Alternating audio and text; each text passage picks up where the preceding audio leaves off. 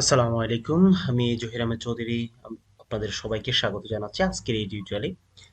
আমরা আজকে আলোচনা করব ওয়ার্ডপ্রেস থিম কাস্টমাইজেশনের আরো একটি পর্বে, যেখানে আজকের পর্বে থাকছে পেজেস নিয়ে।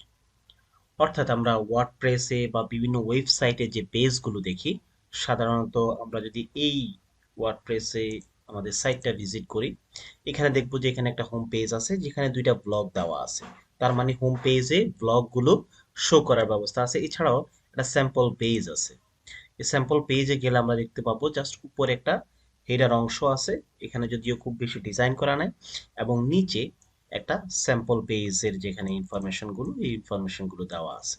ঠিক একইভাবে নিচে একটা ফুটার আছে। তার মানে আমরা পেজেস যদি চিন্তা করি, এই পেজেসের অংশটা হচ্ছে এতটুকু। ওকে, এরকম পেজ, বিভিন্ন ধরনের পেজ থাকবে। এই পেজগুলো এভাবে হচ্ছে ডিজাইন করা হয়। ওকে, এখানে ইমেজ থাকতে পারে, টেবিল থাকতে পারে, যত ধরনের ইনফরমেশন দেওয়া যায় এই একটা পেজের মধ্যে আমরা ইনফরমেশনগুলো দিয়ে থাকি। ওকে, তো অনেকের মধ্যে একটা প্রশ্ন আসতে পারে, তাহলে পোস্ট এবং পেজেস এর মধ্যে পার্থক্য কি? এটা যদি একটা পেজ হয়, আমরা যদি এখানে দেখি, এখানে দুইটা পোস্ট আছে, হ্যালো ওয়ার্ল্ড নামে একটা পোস্ট আছে।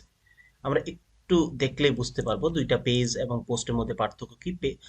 পেজ হচ্ছে এখানে অনেক ইনফরমেশন থাকবে। ওকে, যে ইনফরমেশন গুলো আপনি দেখতে পারবেন, এবং ওইখানে হয়তো থাকতে পারে কন্টাক্ট ফর্ম, থাকতে পারে টেবিল, থাকতে পারে বিভিন্ন ধরনের ডাটা থাকতে পারে। ওকে, আর পোস্ট হচ্ছে আমি কোন একটা বিষয়ের উপর একটা ব্লগ লিখলাম। ব্লগ, এই ব্লগটা লেখার পরে এই ব্লগের উপরে অনেকের কমেন্টস থাকতে পারে, এই ব্লগটা লাইক দিতে পারে, বা এই ব্লগটা কবে পাবলিশ হচ্ছে, এই ইনফরমেশন গুলো একটা ব্লগে থাকবে।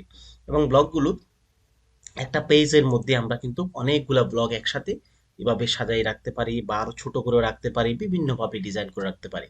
কিন্তু একটা পেজ কিন্তু এটা না। পেজ মানে হচ্ছে একটা লিঙ্ক থাকবে, ওই লিঙ্কে আমরা ক্লিক করব, সেটা হেডারে হতে পারে, হেডারের মধ্যে সকল ধরনের পেজেসের লিঙ্কগুলো থাকবে। জাস্ট এটাই। পেজ ক্রিয়েট করার একটা সিস্টেম আছে, যে সিস্টেমটা আমরা অবলম্বন করতে পারি। যেমন হচ্ছে আমরা আম, এখান থেকে সরাসরি পেজেসে চলে যেতে পারি। পেজেস চলে যাওয়ার পর এখানে all pages and add new pages, okay, দুইটা অপশন আছে। অ্যাড নিউ পেজে ক্লিক করে তাহলে নতুন একটা পেজ চলে আসবে। ওই পেজটা প্রথমে টাইটেল দিতে হবে, এখানে পুরো ইনফরমেশনটা দেখতে পাচ্ছেন। পোস্ট যেভাবে আমরা তৈরি করি, ঠিক একইভাবে পেজগুলো আমরা এইভাবে তৈরি করতে পারি। এখানে পেজের নাম দেব, টাইটেল দিতে পারি, এবং নিচে তার ডেসক্রিপশন। এখানে অনেক কিছুই ইউজ করা যাবে। আমরা যদি প্লাস বাটনে ক্লিক করি, দেখতে পাবো এখানে যা যা ইনফরমেশন আছে এই সব কিছুই আমরা কিন্তু একটা পেজের মধ্যে অ্যাড করতে পারি। আপনারা এই জিনিসগুলো একটা একটা করে দেখবেন। বিভিন্ন হেডিং দেওয়া যাবে, কোড দেওয়া যাবে, কিংবা হচ্ছে ইমেজ দেওয়া যাবে, ইমেজের গ্যালারি দেওয়া যাবে, কোনো একটা ফাইল দেওয়া যাবে, ভিডিও দেওয়া যাবে। তার মানে একটা পেজে যা যা প্রয়োজন হবে এখানে সকল ইনফরমেশনগুলো কিন্তু দেওয়া আছে। ওকে, এই জিনিসগুলো ব্যবহার করে আপনি আপনার পেজটাকে সম্পূর্ণরূপে সাজাতে পারেন। আমি জাস্ট ডেমো লিখে দিলাম, এবং এখানে দেখতে পাবেন যে কে এটা, যদিও এখানে শো করবে না, তারপরেও আমরা এখানে যে কে ইউজ করছে বা ফিচার ইমেজ থাকলে ওইটা ফিচার ইমেজটা আমরা এখানে অ্যাড করতে পারি। করে দেন হচ্ছে পাবলিশটা ক্লিক করলে পেজটা কিন্তু হয়ে যাবে। পাবলিশটা ক্লিক করলাম, এবং হচ্ছে ভিউ পেজে যদি ক্লিক করি তাহলে পেজে চলে আসবে। ওকে, এটাই হচ্ছে একটা পেজের সম্পূর্ণ বিষয়গুলো। এবং আমি এর সাথে সাথে আরেকটা জিনিস আলোচনা করি, যে ডেমো নামে একটা পেজ ক্রিয়েট হয়ে গেছে। ওকে, আমি আরেকটা বিষয় আলোচনা করি, সেটা হচ্ছে মিডিয়া। মিডিয়া জিনিসটা কি? মিডিয়া হচ্ছে আমরা যত ধরনের ভিডিও, বিভিন্ন ধরনের অ্যানিমেশন, কিংবা হচ্ছে পিকচার, স্টিল পিকচার, যত ধরনের যা কিছু আছে আমাদের এই ওয়েবসাইটের জন্য যা যা প্রয়োজন হবে সব কিছুই এখানে একটা একটা করে থাকবে। যেহেতু আমাদের এখানে কোনো ধরনের পিকচার নেই, একটাই মাত্র পিকচার আছে, এই পিকচারটা এখানে শো করছে।